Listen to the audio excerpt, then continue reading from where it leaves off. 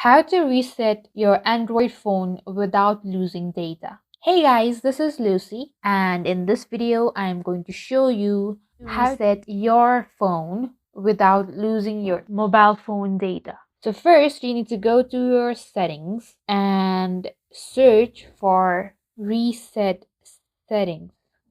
You need to click on reset all settings, and it has clearly said that this will reset all the settings on your phone except security settings, language settings, accounts, personal data, settings for downloaded apps. And that's pretty much what we need. So click on reset settings. It will ask you to draw your pin of your mobile phone. After that, continue, and know that this might take a while, so just wait and your mobile phone would reset without losing any of your data. Thank you guys for watching. Like and subscribe for more videos, and I'll meet you guys in the next video.